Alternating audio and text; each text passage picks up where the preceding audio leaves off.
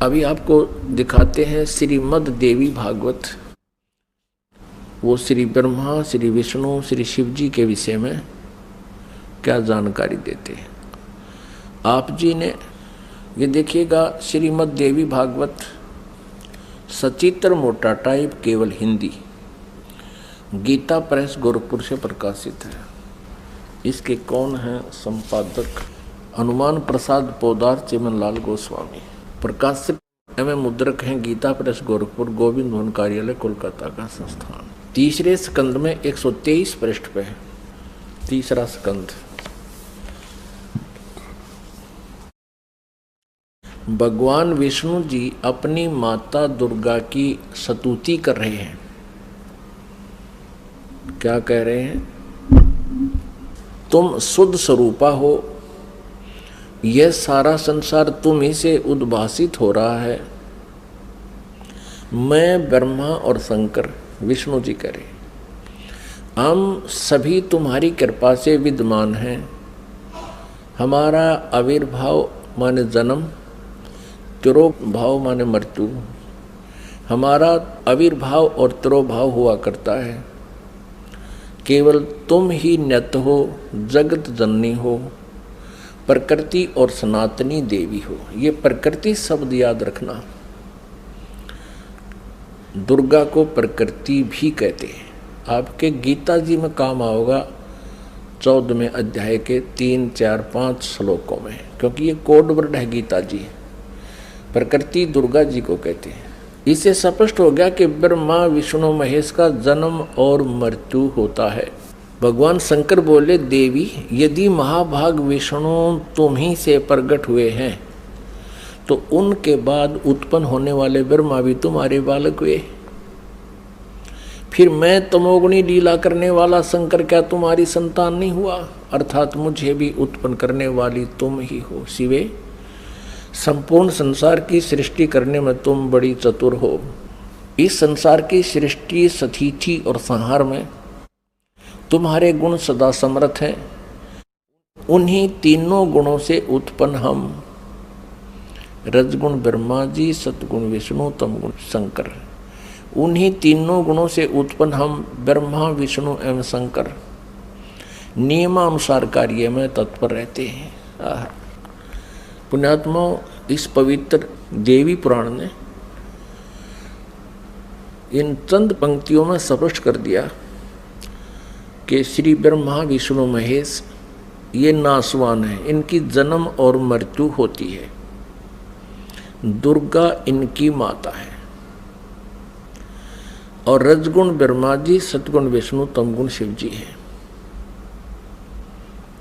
और चौथा ये कंसेप्ट क्लियर हो गया कि ये केवल नियमित कार्य ही कर सकते हैं। जिसका जैसा नियमित है, जिसका किस्मत में जो कुछ भी लिखा है उसमें ये परिवर्तन नहीं कर सकते, उनको जैसा ही दे सकते हैं। जैसा क्रम है वैसा ही उनको फल देते हैं। ऐसा इनका नियम है और ये हमारे सदग्रंथों में लिखा हुआ है।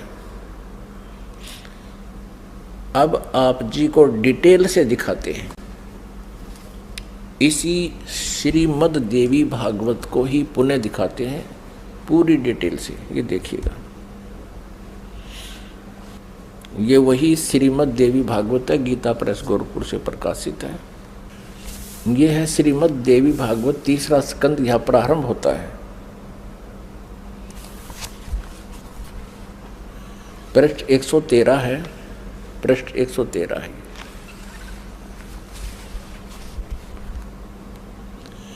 जन्मे जय ने पूछा, भगवान आपने अम्बा यज्ञ अर्थात परम पवित्र नवरात्र व्रत के करके उसके द्वारा देवी के आराधन करने की आज्ञा दी है। अतः वे कौन देवी हैं, कैसे और कब प्रकट हुई, उनके पधारने का क्या उद्देश्य था है, तथा वे किन गुणों से विभूषित हैं। अम्बा यज्ञ किस प्रकार होता है? आगे ब्रह्मन साथ ही विस्तार पूर्वक ब्रह्मांड की उत्पत्ति भी कही है, क्योंकि भूदेव ब्रह्मांड के विषय में जो कुछ कहा गया है तथा वह जैसा जो है, ये सभी बातें आप जानते हैं। व्यास जी से पूछ रहे हैं, जन्मेजय मैंने सुना है कि ब्रह्मा विष्णु और रुद्र ये तीन सगुण देवता हैं। कर्मशः सृष्टि पालन और संहार के कार्य का उत्तरदायित्व इन पर रहता है। पाराशर नंदन व्यास जी, अब मैं इनके संबंध में विस्तार पूर्वक सुनना चाहता हूँ, आप बतलाने की कृपा करें। व्यास जी कहते हैं, राजन तुम्हारी बुद्धि बड़ी विशाल है। अभी तुमने जो पूछा कि ब्रह्मादि की उत्पत्ति, यानी ब्रह्मा विष्णु महेश, ब्रह्मादि माने ब्रह्मा विष्णु महेश की उत्पत्ति कैसे हुई, सो वह महान कठिन विषय है। उसमें अनेक प्रश्न उठ जाते हैं। यही प्रश्न पूर्व समय में मैंने नारद जी से किया था। व्यास जी कह रहे हैं कि मैंने नारद से पूछा था यही ज्ञान। मैंने कहा, मुने आप बुद्धिमान हैं, मुझे यह बताने की कृपा कीजिए कि इस विस्तृत ब्रह्मांड के प्रधान कर्ता कौन है। मुनिवर, यह ब्रह्मांड कहाँ से उत्पन्न हो गया। द्विजवर, साथ ही यह भी बताइए कि यह ब्रह्मांड विनाशशील है अथवा सदा रहने वाला है। इसकी रचना ये 114 पृष्ठ पे है, तीसरा स्कंध। करने वाला कोई एक है अथवा बहुत से इसके रचयिता है। कर्ता के अभाव में कार्य का होना असंभव है। यह प्रश्न मेरे मन में उठा करता है। कुछ लोग भगवान शंकर को परम कारण मानकर जगत का रचयिता बतलाते हैं। वे कहते हैं कि देवादिदेव भगवान शंकर अविनाशी पुरुष हैं, उनका कभी जन्म और मरण नहीं होता, वे आत्मा मर्मण करने वाले हैं, देवताओं पर भी उनका शासन बना रहता है। दूसरे कई लोग भगवान विष्णु की प्रशंसा किया करते हैं। वे शक्तिशाली पुरुष, अव्यक्त, अखिल ऐश्वर्य के संपन्न परब्रह्म परमात्मा है। कुछ दूसरे लोग ब्रह्मा जी को सृष्टि का प्रधान कारण बताते हैं। कितने ही आचार्य भवानी को संपूर्ण मनोरथ पूर्ण करने वाली बतलाते हैं। वे आदिमाया महाशक्ति एवं परम पुरुष के साथ रहकर कार्य संपादन करने वाली प्रकृति है। ब्रह्म के साथ उनका अभेद संबंध है। ब्रह्म ये काल है, क्षर पुरुष, और अभेद संबंध यानी पति पत्नी का संबंध है। वे सृष्टि, स्थिति और संहार कार्य में संलग्न रहती हैं। संपूर्ण प्राणियों एवं देवताओं की भी वे जननी हैं। उनका कभी जन्म मरण नहीं होता है। वैष्णवी, सांभवी, ब्राह्मी, वासवी, वारुणी, वाराही, नारसिंही और तथा अद्भुत महालक्ष्मी नाम से विख्यात है। 115 पृष्ठ पे है। कितने श्रेष्ठ मुनि कहते हैं कि जो निरंजन, निराकार, निर्लेप, निर्गुण, अरूप एवं व्यापक ब्रह्म है, उन्हीं से जगत की सृष्टि हुई है। कहीं कहीं वेद और उपनिषद में भी वे ही ब्रह्म तेजो में बतलाए गए हैं और प्रधान पुरुष हैं। हजारों मस्तकों, आँखों, कानों, हाथों, मुखों, चरणों से वे संपन्न आकाश भी ये आदि आदि। आगे देखो। अब व्यास जी पूछ रहे थे नारद जी तक, मैंने ऐसा सुना है कोई कुछ बता रहा है, कोई कुछ बता रहा है, कोई शंकर को रचयिता, कोई विष्णु जी को रचयिता बताते। अब नारद जी कहते हैं, व्यास जी प्राचीन समय की बात है, यही संदेह मेरे हृदय में भी उत्पन्न हो गया था। तब मैं अपने पिता अमित तेजस्वी ब्रह्मा जी के स्थान पर गया और उनसे इस समय जिस विषय में तुम पूछ रहे हो उसी विषय में मैंने पूछा। मैंने कहा, पिताजी यह संपूर्ण ब्रह्मांड कहाँ से उत्पन्न हुआ। विभो, आपने सम्यक प्रकार से इसकी रचना की है अथवा विष्णु इस विश्व के रचयिता हैं या शंकर ने इसकी सृष्टि की है। पर जगत प्रभु, आप विश्व के आत्मा हैं और सच्ची बात बताने की कृपा करें। किन देवताओं की पूजा करनी चाहिए तथा कौन देवता सबसे बड़े एवं समर्थ है। निष्पाप ब्रह्मा जी, इन सभी प्रश्नों का समाधान करके मेरे हृदय के संदेह को दूर करने की कृपा कीजिए। सत्यवती नंदन व्यास जी, इस प्रकार मेरे प्रसन्न करने पर लोक पितामह ब्रह्मा जी मुझसे कहने लगे, ब्रह्मा जी ने कहा, बेटा मैं इस प्रश्न का क्या उत्तर दूं? यह प्रश्न बड़ा ही जटिल है। महाभाग, तुम भगवान विष्णु से इसका समुचित समाधान पा सकते हो। ये तीनों देवता, इनको ज्ञान तो है नहीं, इसलिए ये अपने से दूसरे की तरफ धका दिया करें, चलो वहाँ उससे पूछ लो। फिर भी विष्णु जी की तरफ संकेत करते हैं, फिर भी अपना ज्ञान वो बता रहे हैं। ब्रह्मा जी कह रहे हैं, महामते, इस संसार में कोई भी रागी पुरुष ऐसा नहीं है जिसे यह रहस्य विदित हो। जो त्यागी, अहंकार रहित एवं ईर्षा शून्य है, वही इसके रहस्य को जान सकता है। पूर्व काल में, अब सृष्टि की रचना बता रहे हैं ब्रह्मा जी। पूर्व काल में सर्वत्र जल ही जल था, स्थावर जंगम जितने प्राणी हैं उनमें कोई भी नहीं थे। तब कमल से मेरी उत्पत्ति हुई। उस समय मुझे सूर्य, चंद्र, वृक्ष तथा पर्वत कोई भी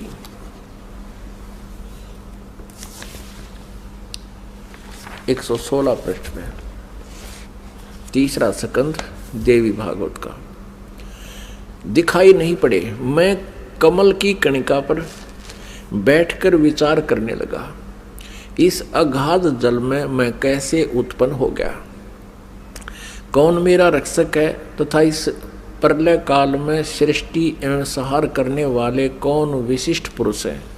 कहीं भी स्पष्ट रूप से भूमि भी नहीं दिखती जिस पर यह जल टिका हुआ है। यह कमल कैसे उत्पन्न हुआ, यों विचार करके मैं जल में उतरा। ब्रह्मा जी कह रहे हैं, 1000 वर्ष तक पृथ्वी का अन्वेषण करता रहा, यानी खोज करता रहा। इस पर भी मुझे उस जल का कहीं और छोर नहीं मिला। इतने में आकाशवाणी हुई, तप करो तप करो। तब मैंने तपस्या आरंभ कर दी। कमल पर बैठे ही 1000 वर्ष तक मैं तप करता रहा। फिर उसी समय सृष्टि करो, ऐसी आकाशवाणी सुनाई पड़ी। उसे सुनकर मैं बड़े आश्चर्य में पड़ गया। सोचा कि किसकी सृष्टि करूं अथवा मेरा क्या कर्तव्य है। उसी समय मधु और कैटब नाम के 2 भयंकर दानव राक्षस सामने आ गए। वे उस महावर्ण में मुझसे युद्ध करने की इच्छा प्रकट करने लगे। मैं उनसे भयभीत हो उठा। तब कमल का डंठल पकड़कर जल में उतरा। वहाँ मुझे एक परम अद्भुत पुरुष के दर्शन मिले। उनका श्री विग्रह माने शरीर मेघ के समान श्याम था, बादलों की तरह, काले बादलों की तरह। वे पीतांबर पहने थे, 4 भुजाएं थी, शेष नाग की सैया पर सोए थे। उन जगत प्रभु के गले को वनमाला सुशोभित कर रही थी। शंख, चक्र, गदा और पद्म, इन 4 आयुधों से अनुपम शोभा पा रहे थे। ऐसे शेष शाही भगवान विष्णु का मुझे दर्शन हुआ। वे योग निंद्रा के वशीभूत होकर गाढ़ी नींद में सोए हुए थे। उनकी सारी चेष्टाएं शांत थी। नारद जी शेष नाग की सैया पर सोए हुए उन प्रभु को देखकर मेरा मन चिंतित हो उठा। इतने में भगवती योग निंद्रा याद आ गई। मैंने उनका सत्वन किया।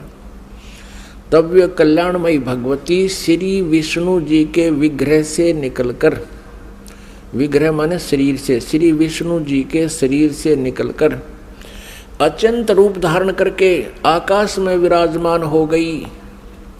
दिव्य आभूषण उनकी छवि बढ़ा रहे थे। जब योग निंद्रा भगवान विष्णु के शरीर से अलग होकर आकाश में विराजने लगी, तब तुरंत ही श्री हरि उठ बैठे। अपने आत्माओं, जैसा आज आपको सृष्टि रचना में पहले बताया था, वर्बली दास ने बताया था, जो परमात्मा ने हमें बता रखा था, कबीर साहब ने ये कहा था कि दुर्गा ब्रह्मा जी, विष्णु जी और शिव जी की माता है, श्री देवी, और ये काल ज्योति निरंजन इनका पिता है। ये क्या करते हैं, इन तीनों बच्चों की उत्पत्ति करते हैं। ये काल यानी ब्रह्म, सर्वपुरुष भी कहते हैं इसको, सर्वब्रह्म भी कहते हैं। सर्वब्रह्म और ये दुर्गा जी, इन दोनों के पति पत्नी व्यवहार से श्री ब्रह्मा जी, श्री विष्णु जी, श्री शिव जी की उत्पत्ति होती है, जन्म होता है। और ये क्या करते हैं, इनको बाल्यावस्था से ही कोमा में कर देते, अचेत कर देते और उनकी परवरिश जारी करते हैं। जब ये युवा होते हैं तो इनको सचेत कर देते।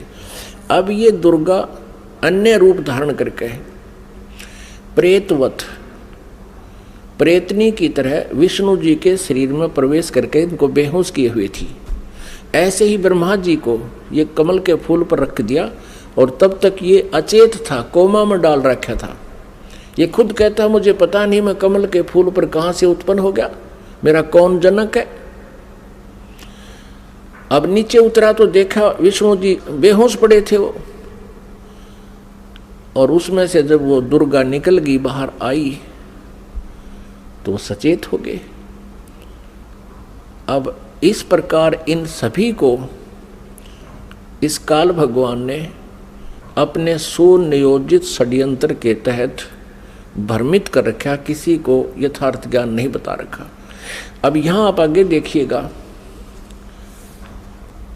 अब क्या होता है कि तीसरे स्थान पर भगवान शंकर को भी बेहोश कर रखा था, फिर उसको सचेत कर दिया, फिर तीनों को इकट्ठा कर दिया प्रेरणा करके, तीनों इकट्ठे हो गए। अब देखना श्रीमद् संक्षिप्त देवी भागवत और तीसरा स्कंद, और हम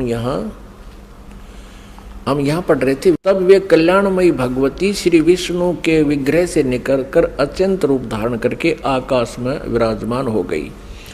दिव्य आभूषण उनकी छवि बढ़ा रहे थे।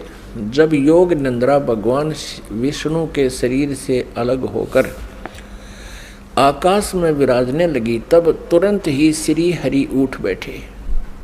उन्होंने मधु और कैटब के साथ 5000 वर्ष तक बड़ी घमासान लड़ाई की। तब वे दैत्य मरे। पहले देवी के कटाक्ष से मधुर और कैटब मोहित हो गए थे।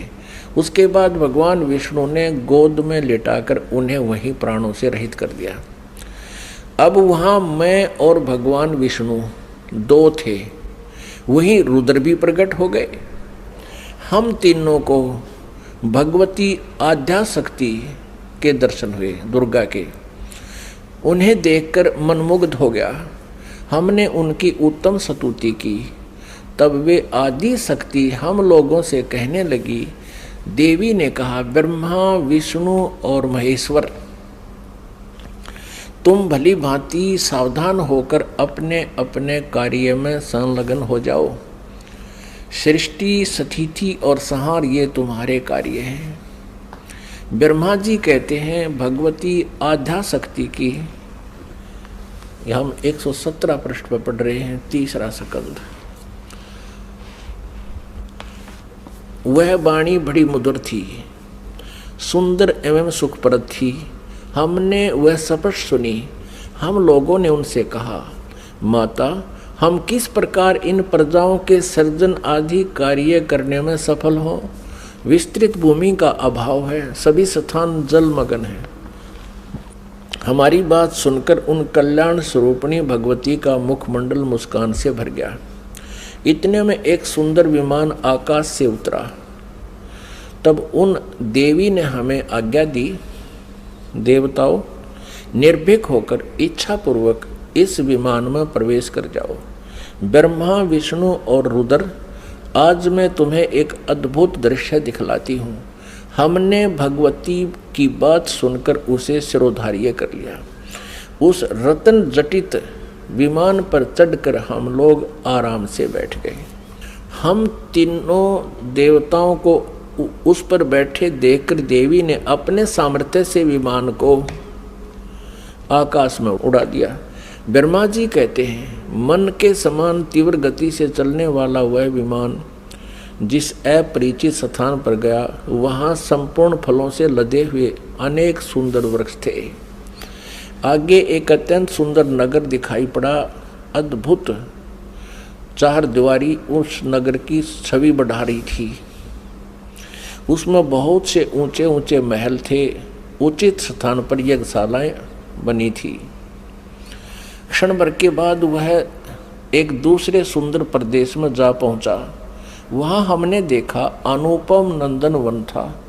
पारिजात की संगन छाया के नीचे सुरभि गो बैठी थी। आप पास में ही ऐरावत हाथी विराजमान था। सैकड़ों अप्सराएं, यक्ष, गंधर्व और विद्याधर उस पराजित के उपवन में गाते एवं विहार करते थे।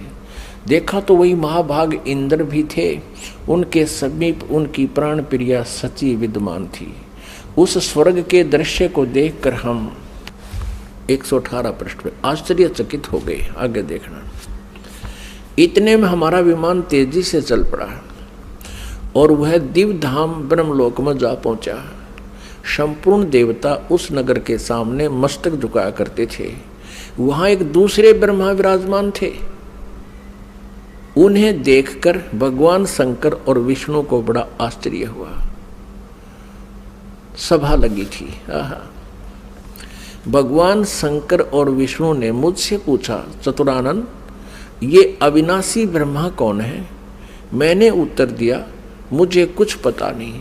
सृष्टि के अधिष्ठाता ये कौन है? भगवान, मैं कौन हूँ, ये कौन है, और हमारा उद्देश्य क्या है? इस उलझन में मेरा मन चक्कर काट रहा है। इतने में मन के समान तीव्रगामी वह विमान तुरंत वहां से चल पड़ा और कैलाश के सुर में शिखर पर जा पहुंचा। आगे देखा। वहां विमान के पहुंचते ही एक भव्य भवन से त्रिनेत्रधारी भगवान शंकर निकले। वे नंदी वृषभ पर बैठे थे। उनके 5 मुख थे, 10 भुजाएं थी। मस्तक पर चंद्रमा सुशोभित हो रहा था। क्षण भर के बाद वह विमान उस शिखर से भी पवन के समान तेज चाल से उड़ा और बैकुंठ लोक में पहुंच गया। वह भगवती लक्ष्मी का विलास भवन था। बेटा नारद, वहां मैंने जो संपत्ति देखी उसका वर्णन करना मेरे लिए असंभव है। उस उत्तमपुरी को देखकर विष्णु का मन आश्चर्य के समुद्र में गोता खाने लगा। एक विष्णु तो विमान में बैठा है, एक ब्रह्मा बैठा है, एक शंकर बैठा है, और एक के ओर देखे तो वहां कमल लोचन श्री हरि विराजमान थे। अलसी के फूल के समान उनके श्री विग्रह की कांति थी। पीतांबर पहने थे, 4 भुजाएं थी। वे पक्षी राज गरुड़ पर विराजमान थे। दिव्य आभूषणों से उनकी अनुपम शोभा हो रही थी। प्राण प्रिया लक्ष्मी जी चंवर डुला रही थी। उन सनातन श्री हरि की झांकी पाकर हम सभी भौचक्के से रह गए। एक दूसरे को देखते हुए हम विमान में एक उत्तम आसन पर बैठे रहे। इतने में ही पवन से बातें करता हुआ वह विमान तुरंत उड़ गया। आगे अमृत के समान मीठे जल वाला समुद्र था। उसका जल बड़ा ही मधुर था। पुण्यात्माओं, परमेश्वर कबीर देव जी ने अपने द्वारा रची हुई सृष्टि की रचना का जो ज्ञान दिया है उसमें बहुत ही विस्तार से बताया है। अब ये श्री ब्रह्मा जी, विष्णु जी, शिव जी विमान में बैठे हैं। दुर्गा ने इनको आकाश में उड़ा दिया विमान को। ये जहाँ पहुँचे वहाँ ब्रह्मा जी विराजमान थे और एक ब्रह्मा जी बैठा विमान में और एक सामने बैठा वहाँ उस ब्रह्मा के लोक में। और फिर वहाँ देखा तो ब्रह्मा जी के विष्णु और शिव जी पूछते हैं कि ये दूसरा ब्रह्मा कौन है? ब्रह्मा जी, विमान वाले ब्रह्मा जी कहते मुझे नहीं मालूम ये कौन है, हम कौन है, कहाँ से उत्पन्न हो गए, हमारा क्या उद्देश्य? तो ये कौन था? इस काल ने, जैसे आपको सृष्टि रचना के प्रारंभ में बताया था,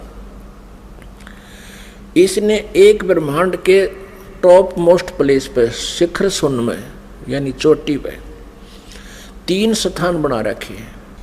आपको एक चित्र दिखाते हैं ब्रह्मांड का, इससे आसानी से समझ में आओगी। देखिएगा, एक ब्रह्मांड का लघु चित्र, ये देखिएगा। ये एक अंडे जैसी शेप है, इसकी अंडे जैसा आकार है। इसको एलिपिकल इसका जो है ना शेप है, आकार है। अब ये देखिएगा, नीचे से शुरू करते हैं। सबसे नीचे ये पाताल लोक, तलातल, रसातल, सूतल, अतल, महातल, तलातल और वितल। तो ये है पृथ्वी लोक। ये शिव का लोक शिवपुरी जिसे कहते हैं, ब्रह्मा जी का लोक ब्रह्मापुरी, विष्णु जी का लोक विष्णुपुरी। अब ये जो क्षेत्र है, और ये है कोमन स्वर्ग और नरक, और ये है धर्मराय का लोक, यानी यहाँ का न्यायाधीश बना रखा है इस काल ने, ये जहाँ सबका अकाउंट होता है। और ये जो स्थान है ये ब्रह्मलोक है सारा। ये स्थान जो है इसको ब्रह्मलोक कहते हैं। एक ये स्वर्ग है, इसमें भी एक इंद्र हो रहता है, ये इंद्र अलग है और इसलिए इसको महा इंद्र कहा है। ये इसमें क्या कर रखा है, ये एक महास्वर्ग है। इसी में इसने एक अलग से और एक डुप्लीकेट काम कर रखा है, नकली सतलोक, नकली अलखलोक, नकली अगमलोक और नकली अनामी लोक की रचना कर रखी है। इधर ये 88,000 खेड़े हैं, इधर ये सप्तपुरी है। और इस सारे इस ब्रह्मलोक के ऊपर, ये ब्रह्मलोक है, इस ब्रह्मलोक के ऊपर इसने यहाँ 3 गुप्त स्थान बना रखे हैं। आपको बताया था कि एक ये रजोगुण प्रधान क्षेत्र है, इसमें ये काल सरपुरुष स्वयं ब्रह्मा रूप धारण करके रहता है और साथ में अपनी पत्नी दुर्गा को सावित्री रूप में रखता है। ये वहाँ यहाँ से अंतर्ध्यान हुआ, इनके विमान से पहले ये यहाँ पहुँच गया। एक ये तमोगुण प्रधान क्षेत्र है, इसमें ये स्वयं महाविष्णु महाशिव रूप में रहता है और दुर्गा को अपने यानी उमा रूप में रखता है। और फिर ये एक सतोगुण प्रधान क्षेत्र है। आगे फिर ये स्वयं ही विष्णु रूप धारण करके वहाँ विराजमान हो जाता है और दुर्गा को महालक्ष्मी रूप में रखता है। अब जब इनका विमान वहाँ पहुँचा इस रास्ते से, पहले इन्होंने देखा यहाँ इंद्र का लोक देखा, ये पहले बड़े बड़े वृक्ष और अन्य लोक देखे, फिर यहाँ से यहाँ प्रवेश हुआ। इससे आगे नहीं जा सकते ये। इनका विमान महा इंद्र को देखकर वापस यहाँ से आया, फिर इस रास्ते से ऊपर गया। आगे जाके इन्होंने क्या देखा, सबसे पहले ब्रह्मा का ये काल बैठा था सरपुरुष ब्रह्मा रूप में, और फिर वहाँ से ये इनका विमान यहाँ आ गया। इस वहाँ इन्होंने एक शंकर जी और देखा, ये काल था स्वयं सरपुरुष ने अपना अलग से वहाँ 3 रूप धारण किए। और फिर ये विष्णु लोक में आ गए, वहाँ एक विष्णु और था और लक्ष्मी जी बैठी थी। यह दुर्गा इस विष्णु रूपी काल के ऊपर सरपुरुष के ऊपर चमर कर रही थी। यहाँ से फिर इनका विमान यहाँ आया इस मीठे जल के समुद्र में। यहाँ दुर्गा का एक लोक अलग से है। अब आगे पढ़ते, यहाँ तक हम पढ़ते हुए आ चुके हैं श्री देवी पुराण को। अब हम यहाँ आएंगे इस मीठे जल में, इस मीठे जल के समुद्र में पहुँच गए। अब यहाँ आते हैं पुण्यात्माओं, आज हमारे सदग्रंथ जो प्रमाणित कर रहे हैं, ये ज्ञान परमेश्वर कबीर जी ने 600 वर्ष पहले अपनी सच्चिदानंद घन ब्रह्म की वाणी में, कबीर वाणी में लिपिबद्ध करवा रखा है, आज से 600 वर्ष पहले। और आज इन सदग्रंथों में हमें सत्य हो रहा है। तो इससे सिद्ध है कि पूर्ण परमात्मा कबीर जी हैं, जिन्होंने पहले ही ये ज्ञान हमें दे रखा था और हमारे सदग्रंथों विद्यमान है। अब हम कहाँ तक पढ़ते हुए आगे कि इन तीनों ये विमान में बैठे हैं, ब्रह्मा विष्णु शिव जी, और दुर्गा ने अपनी शक्ति से विमान को आकाश में उड़ा दिया। पहले वो पहुँचे ब्रह्मा जी के लोक में, वह इस काल के उस स्थान पर पहुँचे जो रजोगुण प्रधान है। वहाँ यह स्वयं ही सरपुरुष यानी काल ब्रह्म स्वयं ही ब्रह्मा रूप धारण करके विराजमान था। आगे फिर गए तो इस शंकर रूप में विराजमान था। आगे गए तो ये विष्णु रूप में विराजमान था। फिर वहाँ से इनका विमान कहाँ गया, ये सारा इसलिए किया गया था कि कहीं ये अपने आप को भगवान ना मान बैठे, इनका भ्रम निवारण कर दें। अब देखना, ये देवी भागवत चल रहा है, श्रीमद् देवी भागवत, गीता प्रेस गोरखपुर से प्रकाशित है। ये वही पुस्तक है जो आपको पहले दिखाई थी। हमने यहाँ तक पढ़ लिया, हमने ये पढ़ा 118 पे। इतने में हमारा विमान तेजी से चल पड़ा और एक दिव्य धाम ब्रह्म लोक में जा पहुंचा। वहां पर एक दूसरे ब्रह्मा विराजमान थे। एक तो विमान में बैठा है, एक वहां विराजमान था दूसरा। वो ब्रह्म था, क्षर पुरुष था, वो धोखा देता है इनको। वो स्वयं ब्रह्मा रूप में वहां विराजमान था। उन्हें देखकर भगवान शंकर और विष्णु को बड़ा आश्चर्य हुआ। सभा लगी थी। भगवान शंकर और विष्णु ने मुझसे पूछा, चतुरानन, ये अविनाशी ब्रह्मा कौन है? मैंने उत्तर दिया, मुझे कुछ पता नहीं। सृष्टि के अधिष्ठाता ये कौन है? भगवान मैं कौन हूँ? ये कौन है? और हमारा क्या उद्देश्य है? इस उलझन में मेरा मन चक्कर काट रहा है। इतने में मन के समान तीव्रगामी वह विमान तुरंत वहां से चल पड़ा और कैलाश के सुर में शिखर पर जा पहुंचा। वहां विमान के पहुंचते ही एक भव भवन से चरनेत्रधारी भगवान शंकर निकले। वे नंदी वृषभ पर बैठे थे। ये काल निकला वहां से, सरपुरुष। और फिर वहां से क्षण भर के बाद वह विमान उस शिखर से भी पवन के समान तेज चाल से उड़ा और वैकुंठ लोक में पहुंच गया। वहां पर कौन थे? वहां कमल लोचन श्री हरि विराजमान थे। विष्णु जी एक और युकाल बैठा था, सरब्रह्म सरपुरुष, और उसकी 4 भुजाएं थी। पक्षीराज गरुड़ पर विराजमान थे और प्राण प्रिय लक्ष्मी जी चौंध डुला रही थी। अब हम यहाँ आते हैं, नीचे देखते हैं। इतने में पवन से बातें करता हुआ वह विमान तुरंत उड़ गया। आगे अमृत के समान मीठे जल वाला समुद्र था, जिसका जल बड़ा ही मधुर था। हम 119 पृष्ठ पर पढ़ेंगे, अब 118 हमने पढ़ लिया। उस समुद्र में वहां एक मनोहर द्वीप था। उस द्वीप में एक मंगल में मनोहर पलंग बिछा था। उस पलंग में सुंदर रत्न जड़े थे। उस उत्तम पलंग पर एक दिव्य रमणी बैठी थी, या दुर्गा जाकर वहां विराजमान होगी आगे। वे ऐसी प्रभापूर्ण देवी थी मानो करोड़ों बिजलियां एक साथ चमक रही हों। अत्यंत सुंदर मुख था, लाल लाल दांत थे, करोड़ों लक्ष्मियों से भी अधिक वह सुंदर थी। वे ऐसी प्रभापूर्ण देवी थी मानो करोड़ों बिजलियां एक साथ चमक रही हो। अत्यंत सुंदर मुख था, लाल लाल दांत थे। ये पढ़ लिया। अब यहाँ है, उन्हें देखकर हम सभी महान आश्चर्य में पड़ गए। कुछ समय तक हम वहीं ठहरे रहे। आपस में कहने लगे, ये सुंदरी कौन है और इसका क्या नाम है? हम इसके विषय में बिल्कुल अनभिज्ञ हैं। इसके हजारों नेत्र, हजारों हाथ, हजारों मुख हैं। दूर से देखने पर ही वे कितनी सुंदर प्रतीत हो रही हैं।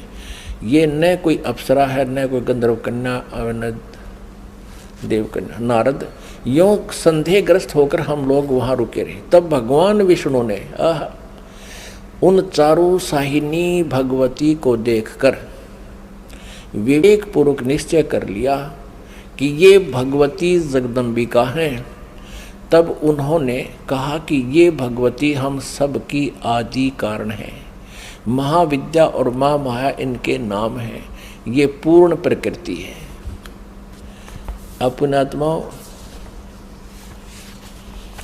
विष्णु जी कह रहे हैं, क्योंकि विष्णु जी की बुद्धि खोल दी काल ने। अब हम 120 पृष्ठ पर पढ़ेंगे। संक्षिप्त देवी भागवत, गीता प्रेस गोरखपुर से प्रकाशित है। ये वे ही दिवांगना है। विष्णु जी बता रहे हैं अपना पिछले, इसकी थोड़ी सी बैकग्राउंड दिखा दी विष्णु को, इस काल भगवान ने और दुर्गा ने। ये वे ही दिवांगना है जिनके प्रलय वर्ण में मुझे दर्शन हुए थे। उस समय मैं बालक रूप में था। मुझे पालने पर ये झुला रही थी। विष्णु जी के जन्म का प्रत्यक्ष प्रमाण, छोटा सा बालक था विष्णु जी। वट वृक्ष के पत्तर पर एक सुदृढ़ सैया बिछी थी। उस पर लेटकर मैं पैर के अंगूठे को अपने कमल जैसे मुख में लेकर चूस रहा था। कहते प्रलय वर्ण में मुझे दर्शन हुए थे इस देवी के। उस समय में बालक रूप में था, छोटा सा बच्चा था, ये मुझे झुला रही थी, मैं अंगूठे चूस रहा था पैरों के। इन्हें देखकर मुझे पहले की बात याद आ गई, ये हम सब की जननी है। अब 121 पृष्ठ पे अब विष्णु जी ही बता रहे हैं, भगवान विष्णु बोले प्रकृति देवी को नमस्कार है, भगवती विधात्री को निरंतर नमस्कार है। ये स्तुति करते हुए भगवान आ रहे हैं विष्णु जी। यहाँ देखिएगा 123 पृष्ठ पे जो प्रारंभ में पढ़ा था, अब वहीं फिर आगे हम भगवान विष्णु स्तुति कर रहे हैं अपनी दुर्गा माता की। तुम शुद्ध स्वरूपा हो, यह सारा संसार तुम इसे उद्भासित हो रहा है। मैं ब्रह्मा और शंकर हम सभी तुम्हारी कृपा से विद्यमान हैं। हमारा आविर्भाव यानी जन्म और तिरोभाव माने मृत्यु हुआ करता है। केवल तुम ही नित्य हो, जगत जननी हो, प्रकृति और सनातनी देवी हो। भगवान शंकर बोले देवी यदि महाभाग विष्णु तुम्ही से प्रकट हुए हैं तो उनके बाद उत्पन्न होने वाले ब्रह्मा भी तुम्हारे बालक हुए हैं। फिर मैं तमोगुणी लीला करने वाला शंकर क्या तुम्हारी संतान नहीं हुआ? अर्थात मुझे भी उत्पन्न करने वाली तुम ही हो शिवे। संपूर्ण संसार की सृष्टि करने में तुम बड़ी चतुर हो। इस संसार की सृष्टि स्थिति और संहार में तुम्हारे गुण सदा समर्थ है। उन्हीं तीनों गुणों से उत्पन्न हम ब्रह्मा विष्णु एवं शंकर नियमानुसार कार्य में तत्पर रहते हैं। अब पुण्यात्माओं, आप जी ने अपने सदग्रंथों को स्वयं पढ़ लिया और ये अभी तक पवित्र हिंदू धर्म के गुरुजन, ये आचार्य मंडलेश्वर, महामंडलेश्वर, गीता मनीषी, गीता के मर्मज ज्ञाता, वेदों के ज्ञाता, पुराणों के ज्ञाता कहलाते थे। इन्होंने कह का भी पता नहीं था।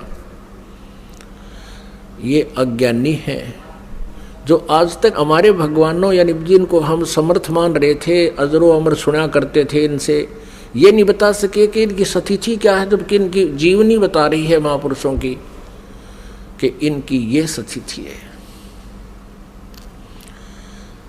अपने आत्माओं, जैसा कि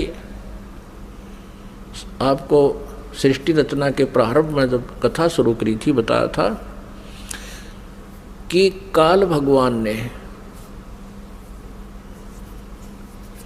इस क्षर पुरुष ने, जो ब्रह्मा विष्णु महेश के पिताजी हैं, दुर्गा जी के पति हैं, जो श्री देवी के पति हैं और ब्रह्मा विष्णु महेश के पिता हैं, इसने ये कहा था दुर्गा से कि मेरा भेद किसी को मत बताना।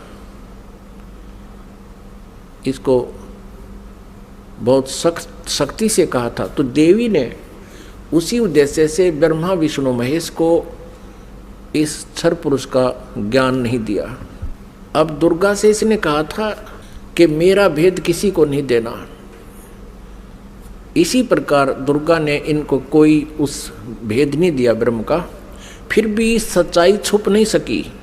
अब इसी में आपको प्रमाणित करते हैं देवी भागवत में, ब्रह्मा जी ने वेदों को पढ़ा, दुर्गा से पूछा कि वेदों में ये लिखा है कि केवल एक ब्रह्म जिसके बराबर दूसरा नहीं है। ब्रह्म माने परमात्मा भी होता है, वो ब्रह्म माने भगवान होता है, वो एक ही परमात्मा पूजा के योग्य है। तो वो क्या आप ही हो क्या? ब्रह्मा ने पूछा क्या वो आप ही हो? दुर्गा से कहते। अब दुर्गा क्या उत्तर देती है देखिएगा। हम श्रीमद् देवी भागवत यानी दुर्गा पुराण देवी पुराण को पढ़ रहे हैं, जो गीता प्रेस गोरखपुर से प्रकाशित है। इसके तीसरे स्कंद में पृष्ठ नंबर 125 पर हम पढ़ रहे हैं। 123 तक हमने पढ़ लिया। यहाँ 124 पे देखिएगा,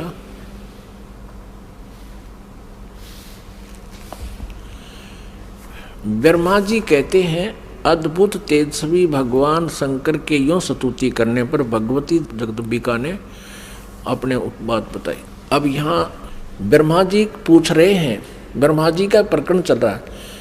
ये 125 पृष्ठ पे हम पढ़ रहे हैं, तीसरे स्कंद में। इस मूर्त और अमूर्त जगत का आधार तुमसे पूर्व कोई भी दूसरा पुरुष नहीं था, कोई तीसरा भी नहीं है। एकम एवं द्वितीयम ब्रह्म, इस वेद के वचन को व्यर्थ कहना तो बनता नहीं। अब दुर्गा इनको कहा करती मैं ही सब कुछ हूं, मैं ही तुम्हारा पिता हूं, मैं तुम्हारी माता हूं। तो अब ब्रह्मा जी ने वेदों को पढ़ा तो इसने कहा कि वेद के वचन को हम झूठा भी नहीं कह सकते, और इधर अनुभव दूसरी बात कहता है। इस प्रकार वेद वाक्यों और अनुभव में अत्यंत विरोध उत्पन्न हो रहा है। वेद कहते हैं एकम एव अद्वितीयम ब्रह्म है, तो क्या वह है आत्म स्वरूपा तुम ही हो अथवा वह कोई और पुरुष है? मेरे इस संदेह को दूर करने की कृपा करो। किसी महान पुण्य के प्रभाव से ही मुझे तुम्हारे चरणों की सेवा सुलभ हुई है। तुम स्त्री हो अथवा पुरुष, यह रहस्य भी मुझे विषाद रूप से कृपा करके बतलाओ। अध्याय 4-5 यहाँ पूरा होगा, तीसरे स्कंद का अब छठा अध्याय शुरू होता है। ब्रह्मा जी कहते हैं इस प्रकार मैंने जब भगवती जगदम्बिका से विनय पूर्वक पूछा, तब वे मधुर वाणी में मुझसे कहने लगी। देवी ने कहा मैं और ब्रह्म एक ही हैं। अब हो गए ना दो, सच्चाई छुप नहीं सकती, एक ही हैं। मुझ में और इन ब्रह्म में कभी किंचित मात्र भी भेद नहीं है। जो वे हैं वही मैं हूँ, और जो मैं हूँ वही वे हैं। बुद्धि के भ्रम से भेद प्रतीत हो रहा है। हम लोगों के सूक्ष्म भेद को जो जानता है, इसे सीधा दो तो है ही, ये वो जानता है वही। अब 125 पृष्ठ हमने पढ़ा, अब 126 पढ़ेंगे।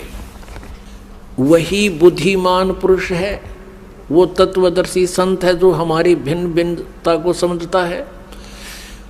उसके संसार मार्ग से मुक्त होने में कुछ भी संदेह नहीं है। ब्रह्म एक ही है।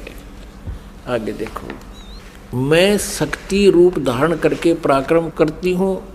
गौरी, ब्राह्मी, रौद्री, वाराही, वैष्णवी, शिवा, वारुणी, कौबेरी, नारसिंही और वासवी सभी मेरे रूप हैं। विभिन्न कार्यों के उपस्थित होने पर उन देवियों के भीतर अपनी शक्ति स्थापित करके मैं सारी व्यवस्था करती हूँ। हाँ, उस देवी को निमित्त बना लेना मेरा स्वभाव है। अब आगे देखना, अपने आत्माओं, आप पढ़ रहे हो अपने सदग्रंथों को स्वयं। आप जी ने तीसरे स्कंद में और पृष्ठ नंबर 125 पे पढ़ा। ब्रह्मा जी कहते हैं कि मैंने जब दुर्गा जी से ये पूछा, माता से, जगदम्बिका से, कि वेदों में लिखा है कि एकम एव अद्वितीयम ब्रह्म, अद्वितीयम जिसके बराबर दूसरा कोई नहीं हो, वो ब्रह्म ही सब कुछ है। उधर से उपनिषद और आप जो कह रहे हो कि मैं ही सब कुछ हूँ, मैं ही सृष्टि रचना करने वाली हूँ, मेरे अतिरिक्त कोई नहीं है, तो इन वेद के वाक्य को झूठा भी नहीं कहा जा सकता। अनुभव हमारा बताता है कि परमात्मा निराकार है और वेद बताते हैं कि वो साकार है, तो हमारे अनुभव में और यथार्थता में बहुत विरोध है।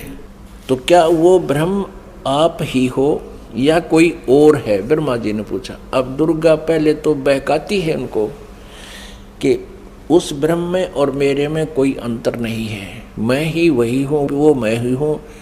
हम दोनों का सूक्ष्म भेद जो जानता है वो परम पुरुष है, विद्वान पुरुष है, तत्वदर्शी है। आगे फिर देखना 129 पृष्ठ पे है, बिल्कुल स्पष्ट हो जाता है।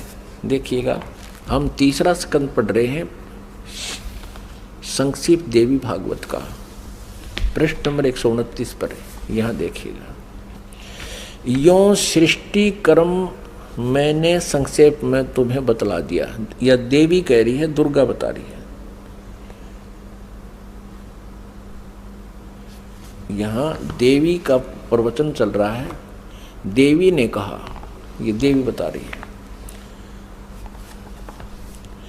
यों 129 पृष्ठ पे, यों सृष्टि कर्म मैंने संक्षेप में तुम्हें बतला दिया। महानुभाव देवताओं, ब्रह्मा विष्णु और शिव को दुर्गा कह रही है, अब मेरा कार्य सिद्ध करने के लिए विमान पर बैठकर तुम लोग शीघ्र पधारो जाओ। कोई कठिन कार्य उपस्थित होने पर जब तुम मुझे स्मरण करोगे तब मैं सामने आ जाऊंगी। देवताओं, मेरा और सनातन परमात्मा का ध्यान तुम्हें सदा करते रहना चाहिए। अब यहाँ ये दो हो गए, तब तो कह रही थी मैं ही सब कुछ हूँ, और अब ये कह रही है दो, मेरा और ये दुर्गा ब्रह्म को ही सनातन परमात्मा बता रही है। हम दोनों का आगे दो, हम दोनों का स्मरण करते रहोगे तो तुम्हारे कार्य सिद्ध होने में किंचित मात्र भी संदेह नहीं रहेगा। ब्रह्मा जी कहते हैं, इस प्रकार कहकर भगवती जगदम्बिका ने हमें विदा कर दिया। उन्होंने शुद्ध चरित्र वाली शक्तियों में से भगवान विष्णु के लिए लक्ष्मी को, शंकर के लिए महाकाली को और मेरे लिए महासरस्वती को पत्नी बनने की आज्ञा दे दी। अब उस स्थान से हम चल पड़े और दूसरे स्थानों पर हम तीनों की पुरुष रूप से प्रतिष्ठा हुई। आप जी को इस दास ने परमेश्वर कबीर जी द्वारा रची हुई सृष्टि और ये सारे ब्रह्मांडों की रचना कब कब कैसे हुई वो सारी बताई थी। इस दास ने आपको मौखिक सुनाया था, वर्बली सुनाई थी, और आज इन सदग्रंथों ने, हमारे शास्त्रों ने प्रमाणित कर दिया कि जो 600 वर्ष पहले परमेश्वर कबीर जी ने हमें ज्ञान दिया था वो आज हमारे सदग्रंथों में विद्यमान है। और ये नकली गुरु आचार्य झूठे वेद ज्ञानहीन, शास्त्रों के ज्ञान से हीन हैं, और ये कहते हैं ब्रह्मा विष्णु महेश अजर व अमर हैं, इनके कोई माता पिता नहीं, ये सर्वेश्वर हैं, महेश्वर हैं। अब ये तो कंसेप्ट क्लियर हो गया दुर्गा का कि दुर्गा इनकी माता है, फाइनल हो गया। और तीनों का विवाह कर दिया दुर्गा ने, अपने ही 3 रूप बना करके। ये खुद कहती है कि मैं एक से अनेक हो जाती है ये देवी, और 3 रूप धारण करके इसने तीनों पुत्रों का विवाह कर दिया। अब समस्या रहेगी कि इनका पिता कौन है। इस कंसेप्ट को क्लियर करेगा, इस रहस्य को, इस शंका का समाधान जो है शिव पुराण करेगी। आओ आपको पढ़ाते हैं अपने पवित्र शास्त्र, जिनको ये नकली हिंदू धर्म के नकली गुरु आज तक नहीं पढ़ सके, ना समझ सके। इन्होंने केवल संस्कृत भाषा का ज्ञान था, तत्व ज्ञान नहीं था। और हम इनको मानते रहे कि ये संस्कृत भाषा के जानने वाले ऋषि, महर्षि, ब्राह्मण हैं, और इन्होंने वेदों और पुराणों को ठीक पढ़ा होगा, इन्होंने सही बताया होगा हमको। और परमात्मा कबीर देव जी, कबीर साहब जी, वो धानक रूप, जुल्हा रूप में आए थे बनारस में। वो 600 वर्ष पहले कहा करते, ये झूठ बोलते हैं सभी, ये सदग्रंथों से परिचित नहीं है, ये परमात्मा की परिभाषा से परिचित नहीं है। तो उस समय हमें विश्वास नहीं हो पाया, क्योंकि ये झूठे गुरु आचार्य कहा करते थे कि कबीर तो अशिक्षित है, ये संस्कृत भाषा जानता नहीं, ये झूठ बोलता है ब्रह्मा विष्णु महेश के बारे में, ये इनकी जन्म मृत्यु बताता है, इनके माता पिता के बारे में कहता है। कबीर जी झूठ बोलते हैं। आए हाय। कबीर परमेश्वर जी ने अपने प्यारी आत्मा धर्मदास जी से कहा था कि धर्मदास, कलयुग के जब 5505 वर्ष बीत जाएंगे तब ये मेरी बात सच्ची होंगी जो आज मैं तुझे बता रहा हूं। क्या? अब मैं तुमसे कहूँ चताई, त्रिदेवन की उत्पत्ति भाई। माँ अष्टंगी पिता निरंजन, ये जम दारुण वंशन अंजन। तीन पुत्र अष्टंगी जाए, ब्रह्मा विष्णु शिव नाम धराए। जो आज मैं तुझे बता रहा हूं कि ये ब्रह्मा विष्णु महेश की माता दुर्गा है और पिता ज्योति निरंजन है, ये काल क्षर पुरुष है। अब हम आगे चलते हैं कि श्री ब्रह्मा, श्री विष्णु, श्री शिव जी के अब पिताजी क्लियर करने हैं और उन्हीं की जीवनी में अब शिव पुराण दिखाते हैं आपको। ये देखिएगा शिव पुराण, संक्षिप्त शिव पुराण, सचित्र मोटा टाइप, केवल हिंदी।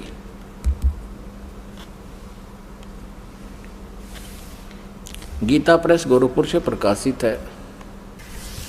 संक्षिप्त शिव पुराण, सचित्र मोटा टाइप, केवल हिंदी। संपादक हनुमान प्रसाद पोदार।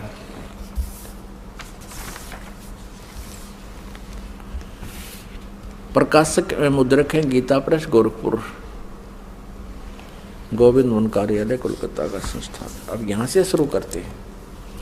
ये रुद्र संहिता 98वां पृष्ठ शुरू करेंगे हम। संक्षिप्त शिव पुराण, ये रुद्र संहिता का 5वां अध्याय यहाँ समाप्त होता है। अपने पुत्र नारद की यह बात सुनकर लोक पितामह ब्रह्मा वहाँ इस प्रकार बोले।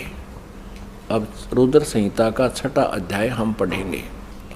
ब्रह्मा जी ने कहा, ब्रह्मन देव शिरोमणे, तुम सदा समस्त जगत के उपकार में लगे रहते हो। तुमने लोगों के हित के कामना से ये बहुत उत्तम बात पूछी है। जिसमें समस्त चराचर जगत नष्ट हो गया था, सर्वत्र केवल अंधकार ही अंधकार था। न सूर्य दिखाई देते थे, न चंद्रमा, अनन्य ग्रहों और नक्षत्रों का भी पता नहीं था। न दिन होता था न रात। अग्नि, पृथ्वी, वायु और जल की भी सत्ता नहीं थी। उसमें तत्सद ब्रह्म, इस श्रुति में जो सत्य सुना जाता है एकमात्र वही शेष था। अब पृष्ठ 100 पे संक्षिप्त शिव पुराण रुद्र संहिता हम पढ़ रहे हैं। जिस परब्रह्म के विषय में ज्ञान और अज्ञान से पूर्ण उक्तियों द्वारा इस प्रकार विकल्प किए जाते हैं, उसने कुछ काल के बाद द्वितीय की इच्छा प्रकट की। उसके भीतर एक से अनेक होने का संकल्प उदित हुआ। तब उस निराकार परमात्मा ने अपनी लीला शक्ति से अपने लिए मूर्ति की कल्पना की। जो मूर्ति रहित परम ब्रह्म है, उसकी मूर्ति भगवान सदाशिव हैं। अर्वाचीन और प्राचीन विद्वान उन्हीं को ईश्वर कहते हैं।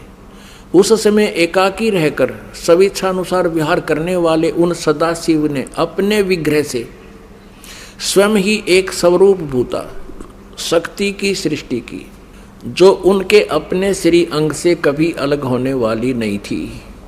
उस पराशक्ति को प्रधान प्रकृति, अब ध्यान करना, ये कौन है? ये दुर्गा है, जो इस काल के शरीर से निकली।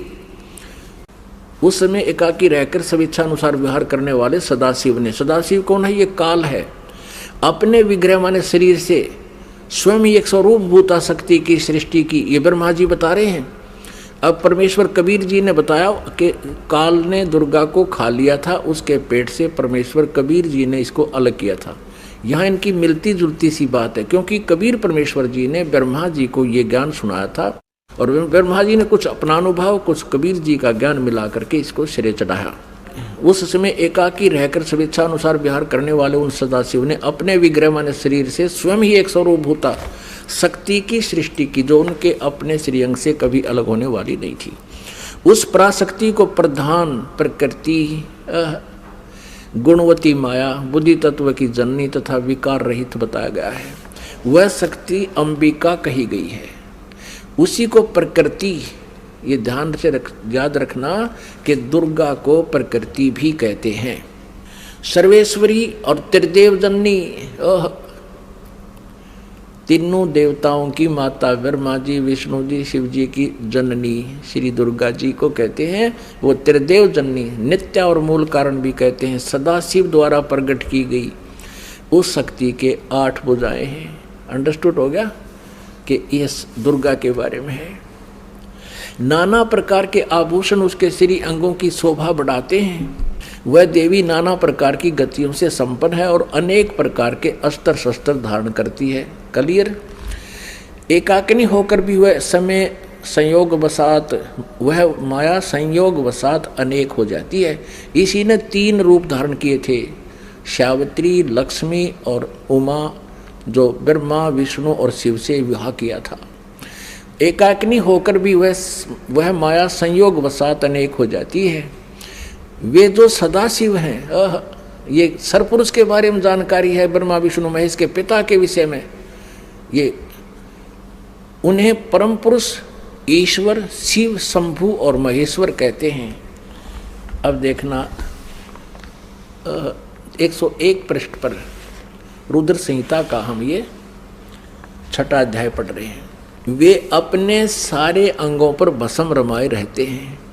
उन काल रूपी ब्रह्म ने, इसे काल कहो चाहे ब्रह्म कहो, सर्वपुरुष कहो, ज्योति निरंजन कहो, उन काल रूपी ब्रह्म ने एक ही समय शक्ति के साथ, नाथ नहीं है, शक्ति के साथ यानी दुर्गा के साथ शिवलोक नामक अक्षेत्र का निर्माण किया था। उस उत्तम अक्षेत्र को काशी कहते हैं। वह परम निर्वाण या मोक्ष का स्थान है जो सबके ऊपर विराजमान है। वे प्रिया और प्रियतम रूप शक्ति और शिव, प्रिया और प्रियतम यानी पत्नी और पति रूप में दुर्गा और ये काल रूपी ब्रह्म कहो चाहे इसको सदाशिव कहो, ब्रह्मा विष्णु महेश का पिता। दुर्गा और काल जो परमानंद स्वरूप है उस मनोरम क्षेत्र में नित्य निवास करते हैं। शिव और शिवाने, शिव यहाँ ये काल रूपी ब्रह्म है क्योंकि शिव का रूप धारण भी कर लेता है ये अपने पुत्र जैसा, क्योंकि अपने वास्तविक रूप में कभी किसी के समक्ष नहीं आता। ये शिव यानी इस काल रूपी ब्रह्म ने, ये काल रूपी ब्रह्म ने, शिव और शिवा ने, काल और दुर्गा ने प्रलय काल में भी उस अक्षेत्र को अपने सानिध्य से मुक्त नहीं किया है। देव से ब्रह्मा जी बता रहे हैं नारद को, एक समय उस आनंद वन में रमण करते हुए शिवा और शिव के मन में, काल और दुर्गा के मन में, दुर्गा और काल के मन में, सरपुरुष के मन में यह इच्छा हुई कि किसी दूसरे पुरुष की सृष्टि करनी चाहिए, यानी कोई बच्चा उत्पन्न करना चाहिए, लड़का, जिस पर यह सृष्टि संचालन का महान भार रखकर हम दोनों केवल काशी में रहकर इच्छा अनुसार विचरें और निर्वाण धारण करें। ऐसा निश्चय करके शक्ति सहित सर्वव्यापी परमेश्वर शिव ने, इस काल रूपी ब्रह्म ने दुर्गा के साथ रमण किया। अपने वाम भाग के 10वें अंग पर अमृत मल दिया, पति पत्नी व्यवहार किया। फिर तो वहां से एक पुरुष प्रकट हुआ, एक पुत्र की उत्पत्ति हुई। देखना 102 पृष्ठ पे संक्षिप्त शिव पुराण हम पढ़ रहे हैं। अब यहाँ और पुत्र जो उत्पन्न हुआ इस काल रूपी ब्रह्म ने यानी शिव ने कहा, वत्स व्यापक होने के कारण तुम्हारा विष्णु नाम विख्यात हुआ। अब दुर्गा और काल से जो पुत्र उत्पन्न हुआ उसका नाम विष्णु रखा। ये आपने 6वां अध्याय पढ़ लिया रुद्र संहिता का। पुण्यात्माओं, ये अपने वही सदग्रंथ हैं जिनके आधार मानकर ये ज्ञान ग्रहण करते थे। ये आचार्य ब्राह्मण गुरु हमें ये बताया करते थे कि शिव पुराण में ऐसा लिखा है, हम इसलिए आपको बता रहे हैं। विष्णु पुराण में ऐसा लिखा है, देवी पुराण में ऐसा लिखा है। तो हम सोचा करते थे ये जो बता रहे हैं दंत कथा शायद ऐसा ही लिखा होगा क्योंकि ये संस्कृत जानते हैं। आज ये सदग्रंथ उनके लोक वेद के विपरीत ज्ञान बता रहे हैं। अब इसमें स्पष्ट हो गया, काल रूपी ब्रह्म सरपुरुष कहो, ज्योति निरंजन कहो, इसे काल कहो या इसे सदाशिव कहो, ये ब्रह्मा विष्णु महेश का पिता है। और दुर्गा कहो प्रकृति कहो और ये इनकी माता है। इन दोनों के संयोग से श्री विष्णु जी की उत्पत्ति हुई। ये अपनी शिव पुराण स्पष्ट कर रहे हैं। और रुद्र संहिता का 6वां अध्याय। अब आपको 7वें अध्याय में ब्रह्मा जी कहते हैं फिर मेरी उत्पत्ति भी ऐसे की, दुर्गा और काल ने दोनों ने मिलकर, ब्रह्म ने। देखिए ये रुद्र संहिता है और ये हमने 6वां अध्याय यहाँ तक पढ़ लिया। अब 7वां देखते हैं, 103 पृष्ठ पे। ब्रह्मा जी कहते हैं देवर से, ब्रह्मा जी कहते हैं नारद को देवर से, तत्पश्चात कल्याणकारी परमेश्वर साव सदाशिव ने पूर्ववत प्रयत्न करके, जैसे विष्णु जी को उत्पन्न किया, मुझे अपने दाहिने अंग से उत्पन्न किया। उन परमेश्वर ने मुझे तुरंत ही अपनी माया से मोहित करके नारायण देव के नाभि कमल में डाल दिया और लीला पूर्वक मुझे वहाँ से प्रकट किया। इस प्रकार उस कमल के पुत्र के रूप में मुझ हिरण्यगर्भ का जन्म हुआ। अब पुण्यात्माओं यहाँ पर अनुवाद करता थोड़ा सा विचलित हो गया। अब उसने सोचा कि भाई अब शिव से शिव की उत्पत्ति कैसे लिखूं, क्योंकि अनुवाद करता भी तत्व ज्ञान से परिचित नहीं था। लेकिन कहते हैं सच्चाई छुपती नहीं, चोर चुरावे तूंबड़ी गाड्डे पानी में, वो गाड्डे व ऊपर आवे न, सच्चाई छानी ना। अब देखना इसी रुद्र संहिता हम पढ़ रहे हैं, श्री शिव पुराण में प्रमाण दिखाते हैं आपको। ये वही रुद्र संहिता चल रही है और संक्षिप्त शिव पुराण 110 पृष्ठ पे हम अब यहाँ देखेंगे 9वां अध्याय का यहाँ अंत होता है, लास्ट है।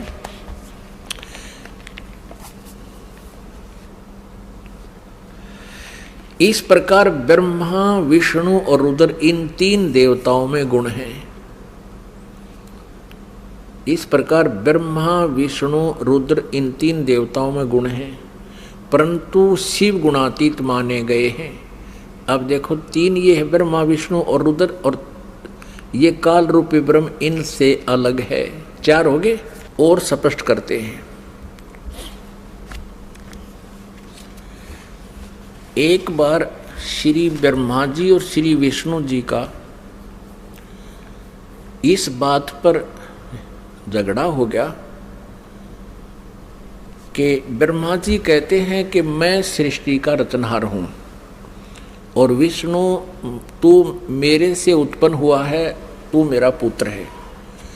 विष्णु जी कहते हैं कि तू मेरी नाभि कमल से उत्पन्न हुआ है, तू मेरा पुत्र है। इससे इन दोनों का आपस में युद्ध हो गया। उस झगड़े का निपटारा करने के लिए इस काल रूपी ब्रह्म ने, इनके पिता ने इनके बीच में एक स्तंभ गाड़ दिया, एक लिंग खड़ा कर दिया तेजों में स्तंभ, बहुत लंबा, उसका कोई और छोर इन दोनों को नहीं मिला। तो इनका युद्ध तो बंद हो गया, उसकी खोज करने लगे कितना लंबा चौड़ा है। अंत में कहते हैं फिर कुछ देर के बाद ये शिव रूप में इसने प्रतिज्ञा की है काल ने कि मैं अपने वास्तविक रूप में कभी किसी को दर्शन नहीं दूंगा। इसलिए ये कभी ब्रह्मा रूप धारण कर लेता है, कभी विष्णु रूप धारण कर लेता है, कभी शिव जी का रूप धारण कर लेता है। तो वहाँ शिव जी रूप में आकर प्रकट हो गया और इन दोनों से कहा कि पुत्रों, तुमने अपने आप को भुला दिया है और तुमने जो सृष्टि और सतिथि के जो डिपार्टमेंट मुझसे लिए हैं, ये तुमने तप करके लिए हैं। और इसी प्रकार रुद्र और महेश्वर ने भी अलग अलग विभाग मुझसे प्राप्त किए। अब आपको दिखाते हैं विद्वेश्वर संहिता में, यही शिव पुराण, ये संक्षिप्त शिव पुराण गीता प्रेस गोरखपुर से प्रकाशित है और वही हम पढ़ रहे हैं। पहले जो आपको दिखाया था, हनुमान प्रसाद पोदार इसके संपादक हैं। अब हम फिर विद्वेश्वर संहिता पढ़ते हैं। ये विद्वेश्वर संहिता अब पृष्ठ नंबर 24 पे थोड़ी सी झलक दिखाएंगे। ये एक तेजो में लिंग यानी स्तंभ इनके बीच में खड़ा कर दिया काल भगवान ने, ब्रह्मा जी और विष्णु जी के। फिर ये स्वयं प्रकट हो गया। ये 25 पृष्ठ पे हम पढ़ेंगे। ब्रह्मा और विष्णु ने पूछा, प्रभु सृष्टि आदि 5 कृत्यों के लक्षण क्या हैं, यह हम दोनों को बताइए। भगवान शिव बोले, ये काल रूपी ब्रह्म सदाशिव इनका पिता बोला, मेरे कर्तव्यों को समझना अत्यंत गहन है, तथापि मैं कृपा पूर्वक तुम्हें उनके विषय में बता रहा हूँ। ब्रह्मा और अच्युत, सृष्टि, पालन और संहार, तिरोभाव और अनुग्रह, ये 5 ही मेरे जगत संबंधी कार्य हैं जो नित्य सिद्ध हैं। अब 26 पृष्ठ पे, ये 25 पे पढ़ा, अब 26 पे। अब यहाँ आइएगा। पुत्रों, तुम दोनों ने तपस्या करके प्रसन्न हुए मुझ परमेश्वर से। ब्रह्मा और विष्णु को ये सदा शिव काल रूपी ब्रह्म कह रहा है, पुत्रों तुम दोनों ने तपस्या करके प्रसन्न हुए मुझ परमेश्वर से सृष्टि और सतिथि नामक 2 कृत प्राप्त किए, यानी 2 विभाग प्राप्त किए हैं। ये दोनों तुम्हें बहुत प्रिय हैं। इस प्रकार मेरी विभूति स्वरूप, अब वहाँ शिव के रूप में खड़ा था ये काल, मेरी विभूति स्वरूप रुद्र और महेश्वर ने 2 अन्य उत्तम कृत, ये मैं नहीं है, ने संहार और तिरोभाव मुझसे प्राप्त किए। यहाँ देखो 2 तो ये हो गए, विष्णु और ब्रह्मा। पुत्रों, तुमने तो सतिथि, सृष्टि और सतिथि ये 2 विभाग ले रखे हैं, और इसी प्रकार मेरी विभूति स्वरूप, क्योंकि वो उस समय शिव रूप में खड़ा था, रुद्र और महेश्वर ने 2 अन्य उत्तम कृत संहार और तिरोभाव मुझसे प्राप्त किए हैं। ये 4 हो गए ये, और 5वां ये बोल रहा है शिव। आगे देखो, ये स्पष्ट ये काल बोल रहा है, ब्रह्म बोल रहा है, सरपुरुष बोल रहा है। यहाँ से आइएगा, इसी के यानी 26 पृष्ठ पे हम पढ़ रहे हैं विद्वेश्वर संहिता का। यहाँ देखिए, मैंने पूर्व काल में अपने स्वरूप भूत मंत्र का उपदेश किया है जो ओंकार के रूप में प्रसिद्ध है। वह मंगलकारी मंत्र है। सबसे पहले मेरे मुख से ओंकार यानी ओम प्रकट हुआ, जो मेरे स्वरूप का बोध कराने वाला है। ओंकार वाचक है, मैं वाच्य हूँ। यह मंत्र मेरा स्वरूप ही है। प्रतिदिन ओंकार का निरंतर स्मरण करने से मेरा ही सदा स्मरण होता है। मेरे उत्तरवर्ती मुख से अकार का, पश्चिम मुख से उकार का, दक्षिण मुख से मकार का, पूर्ववर्ती मुख से बिंदु का और मध्यवर्ती मुख से नाद का प्राकट्य हुआ। इन 5 अक्षरों से इस प्रकार 5 अवयवों से युक्त ओंकार का विस्तार हुआ है। इन सभी अवयवों से एकीभूत होकर यह प्रणव ओम नामक एक अक्षर हो गया। गीता जी अध्याय नंबर 8 के श्लोक नंबर 13 में गीता ज्ञानदाता ये ब्रह्म, ये सरपुरुष श्री कृष्ण जी में प्रवेश करके बोल रहा है, ओम इति एकाक्षरम।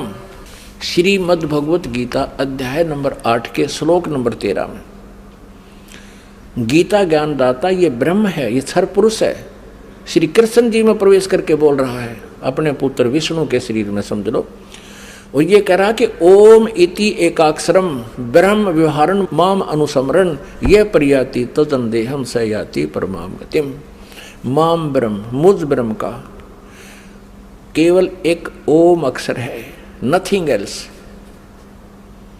उच्चारण करके सिमरण करता हुआ ये प्रयाति तदंदेहम स याति परमाम गतिम, जो शरीर छोड़कर जाते समय इसका सिमरण करता हुआ जाता है, यानी अंत समय में भी इसी का सिमरण करता हुआ शरीर छोड़ता है। स याति परमाम गतिम, वह मेरे ओम नाम से जो लाभ मिलना है वो परम गति प्राप्त होती है। इससे सिद्ध हो गया कि गीता जी को ये काल ही बोल रहा है जो ब्रह्मा विष्णु महेश का पिता है। और आगे देखो इन्होंने गड़बड़ी कहाँ की है, अनुवादकर्ताओं ने इसमें गलत मंत्र अड़ा दिया। हम इसको यहाँ पढ़ रहे हैं, इन सभी अवयवों से एकीभूत होकर वह प्रणव ओम नामक एक अक्षर हो गया। और गीता जी अध्याय नंबर 8 के श्लोक नंबर 13 में भी कहा है, ओम इति एकाक्षरम ब्रह्म व्यवहारण माम अनुसमरण यह प्रयाति तदंदेहम सयाति परमाम गति। अब देखो इन्होंने यहां गड़बड़ कर दिया है कि इन्होंने ओम नमः शिवाय यह पंच अक्षर मंत्र बता दिया। ये गलत है, ये बिल्कुल गलत है। यहाँ लिखा है कि इन सभी अवयवों से एकीभूत होकर यह वह प्रणव ओम नाम एक अक्षर हो गया। ये गलत है, ओम नमः शिवाय ये मंत्र गलत है। ये शास्त्र विधि त्यागकर मनमाना आचरण है, ये नहीं करना चाहिए हमें। पुण्यात्मा आज से 600 वर्ष पहले लिखा था वो दिखाते हैं कबीर सागर में। ये देखिएगा वो सच्चिदानंद घन ब्रह्म की वाणी कबीर वाणी। ये कबीर सागर है। ये देखो कितना मोटा, कितना इसमें विस्तार से लिखा गया है। और ये कबीर सागर है। इसके 11 भाग हैं। खेमराज श्री कृष्णदास प्रकाशन बंबई से ये प्रकाशित है।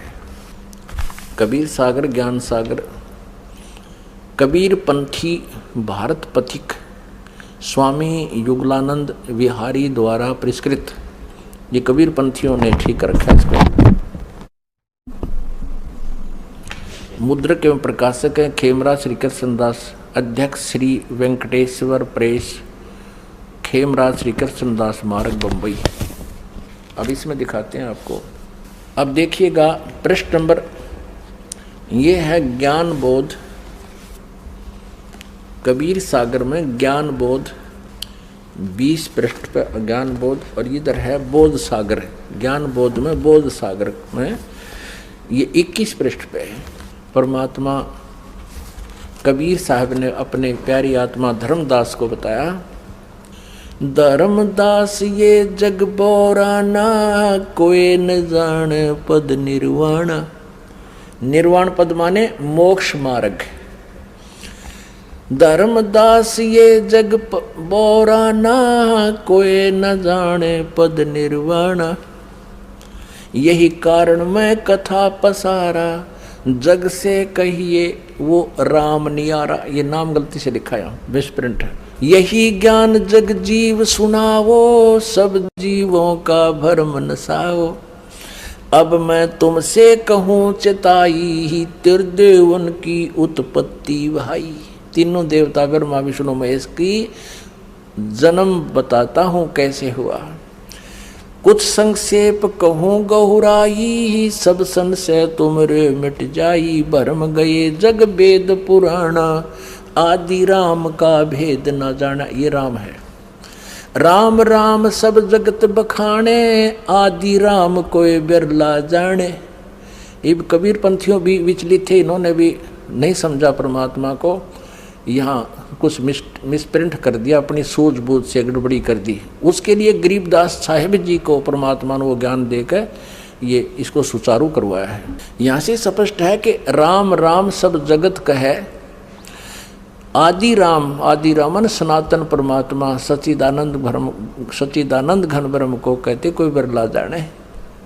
राम राम सब जगत बखाने आदि राम कोई बिरला जाने। ज्ञानी सुने सो हृदय लगाई मूर्ख सुने तो गम न पाई। क्या बताते हैं कि मैं बताने जा रहा हूँ, ब्रह्मा विष्णु महेश के माता पिता बुद्धिमान होंगे, वो समझ जाएंगे प्रमाणों को देखकर, और मूर्ख मान्या ना करते, उनकी तो आदत होती है बकवाद करने की। माँ अष्टंगी पिता निरंजन ये जम दारुण वंशन अंजन। पहले कीन निरंजन राई पीछे से माया उपजाई। माया रूप देख अति शोभा देव निरंजन तन मन लोभा। काम देव धर्म राय सताए देवी को तुरंत धर खाई। पेट से देवी करी पुकारा हे साहेब मेरा करो उभारा। पेट से देवी करी पुकारी साहेब मोहे करो उभारी। टेर सुनी सतगुरता आए अष्टंगी के बंद छुड़वाए। यहाँ वास्तविकता यह है कि टेर सुनी तहाँ हम आए, परमात्मा कहते हैं अष्टंगी के बंद छुड़वाए। अब 22 पृष्ठ पे ज्ञान बोध कबीर सागर। धर्मराय को हिकमत कीना, नखरेखा से भग कर लीना। अब कहते हैं उस काल ने उस दुर्गा के प्रजनन इंद्री स्वयं ही लगाई।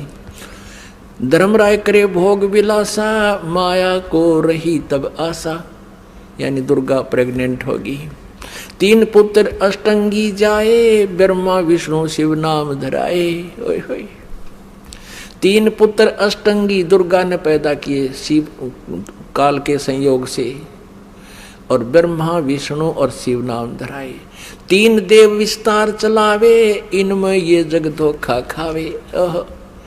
पुरुष गम कैसे के पावे, काल निरंजन जग भरमावे। 3 लोग अपने सुत दीन्या, सोन निरंजन बासालीन्या।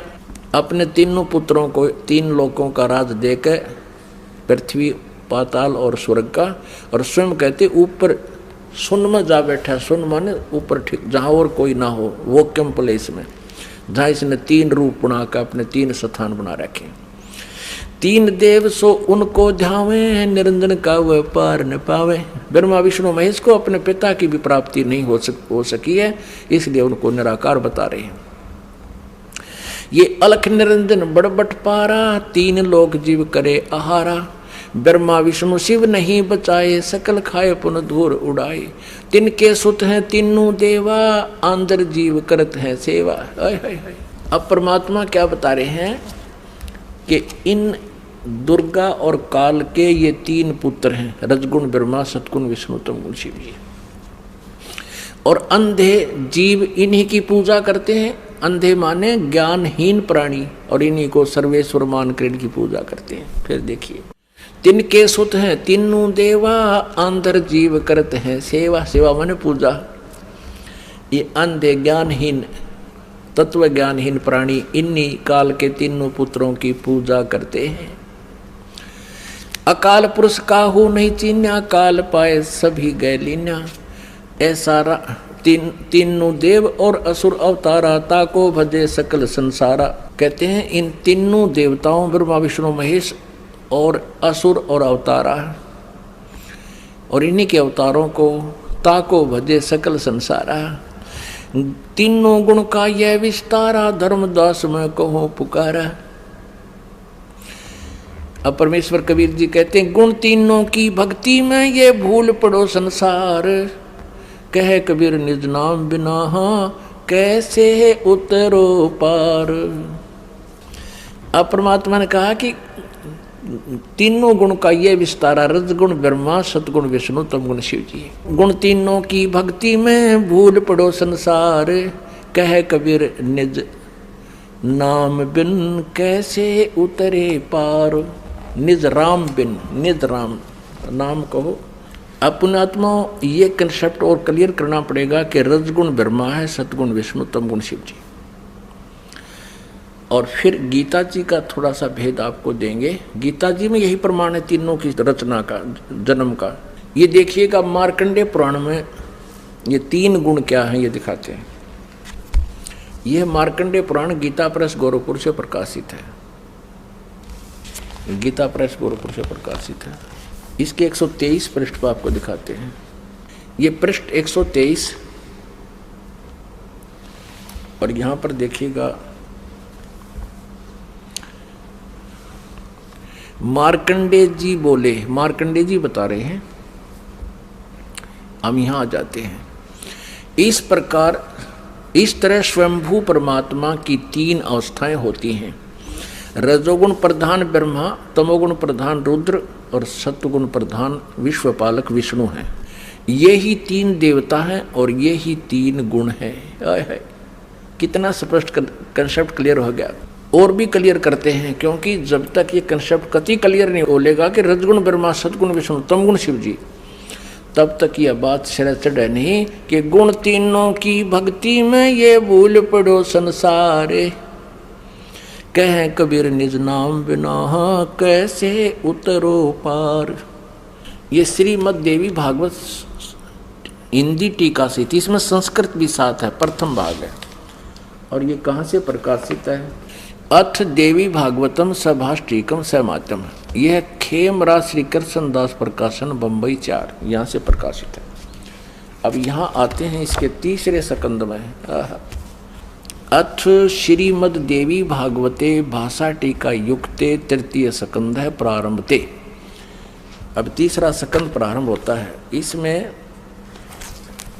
प्रश्न नंबर 11 पे ये है 11 पृष्ठ और भाषा टीका युक्त तृतीय स्कंद अध्याय 5 का, और मंत्र नंबर 8 है। ये 7वां या समाप्त हुआ श्लोक और 8वां प्रारंभ होता है। भगवान शंकर अपनी माता दुर्गा से कह रहे हैं, हे माता, यदि हमारे ऊपर सदा आप दयायुक्त हो तो हमको तमोगुण में किस प्रकार प्रदान किया और ब्रह्मा रजोगुण और हरि सतोगुण युक्त क्यों किए। अब यहाँ देखिएगा, ये संस्कृत है, वो हिंदी पढ़ी संस्कृत है। ये 7वां समाप्त हुआ, 8वां प्रारंभ हुआ। यदि दया धर्मना न सदा अंबिके कथम अहम विहित च। अहम माने मैं किस प्रकार बना दिया। तमोगुण है, तमोगुण। और कमल जय, कमल से उत्पन्न होने वाले ब्रह्मा को रजोगुण संभव, रजोगुण क्यों बना। सुवित किमु सतोगुण हरि, और विष्णु जी को आपने सतोगुण क्यों बनाया। आप जी ने श्रीमद देवी भागवत में ये स्पष्ट क्लियर हो गया और श्री शिव पुराण में स्पष्ट हो गया कि प्रकृति और प्रधान दुर्गा को कहते हैं, और तीनों गुण रजगुण ब्रह्मा सतगुण विष्णु तमगुण शिव जी। तो अब आप जी को श्रीमद भगवत गीता में दिखाते हैं कि प्रकृति दुर्गा और इस काल रूपी ब्रह्म जो गीता बोल रहा है श्री कृष्ण में प्रवेश करके, इन दोनों के संयोग से इन तीनों गुणों रजगुण ब्रह्मा सतगुण विष्णु तमगुण शिव जी की उत्पत्ति हुई। देखना, क्योंकि श्रीमद भगवत गीता दिखाते हैं। श्रीमद भगवत गीता में आप जी को दिखाते हैं ये 14वें अध्याय का, ये देखिएगा अध्याय 14 का 3, 4, 5 या 3। हे अर्जुन, मेरी महत ब्रह्म रूप मूल प्रकृति, प्रकृति दुर्गा सभी प्राणी भूतों यानी प्राणियों की योनि अर्थात गर्भाधान स्थान है। मैं उस योनि में चेतन समुदाय रूप गर्भ को स्थापन करता हूँ। उस जड़ चेतन के तत्व माने उसके संयोग से सब प्राणियों की उत्पत्ति होती है, भूतों की उत्पत्ति होती है। 4 में, हे अर्जुन, नाना प्रकार की सब योनियों में यानी शरीरों में जितनी मूर्तियां अर्थात शरीरधारी प्राणी उत्पन्न होते हैं, प्रकृति तो उनकी गर्भ धारण करने वाली माता है, उन सब की दुर्गा। दुर्गा तो उनकी माता है, मैं बीज स्थापन करने वाला पिता हूँ। आगे देखो 5वें में, हे अर्जुन, सतगुण विष्णु रजगुण ब्रह्मा और तमगुण शंकर, ये प्रकृति से उत्पन्न दुर्गा से उत्पन्न तीनों गुण यानी तीनों देवता अविनाशी जीव आत्मा को शरीर में बांधते हैं। यानी कर्मा उनके अनुसार ये इन तीनों रजगुण ब्रह्मा सतगुण विष्णु तमगुण शिव जी ये दुर्गा से जन्मे हैं, इनका जन्म हुआ है। और कर्मानुसार शरीर में यानी कर्म दंड के आधार से हमें यहाँ पर रखते हैं। अपने आत्माओं परमात्मा कहा करते थे कि मेरी बात कहते हैं या दुनिया अजब दीवानी मेरी कही एक ना मानी। क्या कहा करते परमात्मा, निरंजन धन तेरा दरबार, निरंजन धन तेरा दरबार, जहाँ पर तनिक ना न्याय विचार। कबीर परमेश्वर पूर्ण ब्रह्म परम पूज्य कबीर परमेश्वर जी 600 वर्ष पहले कहा करते रहे, काल तेरा नाश जाइयो, तने कैसा जुल्म कर रखा। इस ज्योति निरंजन को कहा करते थे कि इस तेरे लोक में कि तिनक भी न्याय नहीं है, तूने सबको भ्रमित कर रखा है, सबको झूठ कपट के आधार से यार रोक रखा है, और इन झूठे गुरुओं से झूठा ज्ञान तूने जनता के अंतःकरण में बरवा दिया। और ये भोली जनता इन झूठों को सच्चा मानते हैं और मेरी नहीं मानते हैं। निरंजन धन तेरा दरबार, निरंजन धन तेरा दरबार, जहाँ पर तनिक न न्याय विचार। वैसा ओढ़े मुल मुल खासा, गल मोतियों के आर। वैसा ओढ़े मुल मुल खासा, गल मोतियों के हार। पति भरता को मिले न खादी, ये सूखा निरस आहार। निरंजन धन तेरा दरबार, निरंजन धन तेरा दरबार, जहाँ पर तनिक न न्याय विचार। पाखंडियों की पूजा जग में, संत को कहें लबाड़े। पाखंडी की पूजा जग में, संत को कहें लबाड़े। अज्ञानी को परम विवेकी, और ज्ञानी को मूढ़ गंवार। निरंजन धन तेरा दरबार, निरंजन धन तेरा दरबार, जहाँ पर तनिक न न्याय विचार। कह कबीर सुनो भाई साधो, या सब उल्टा व्यवहार। कहे कबीर सुनो भाई साधो, या सब उल्टा व्यवहार। सच्चे को तो ये झूठा बतावे, इन झूठों का एतबार। निरंजन धन तेरा दरबार, निरंजन धन तेरा दरबार, जहाँ पर तनिक न न्याय विचार। कह कबीर सुनो भाई साधो, या सब उल्टा व्यवहार। कहें कबीर सुनो भाई साधो, या सब उल्टा व्यवहार। सच्चे को तो ये झूठा बतावे, और इन झूठों का एतबार। निरंजन धन तेरा दरबार, निरंजन धन तेरा दरबार, जहाँ पर तनिक न न्याय विचार। बोलो सतगुरुदेव की जय।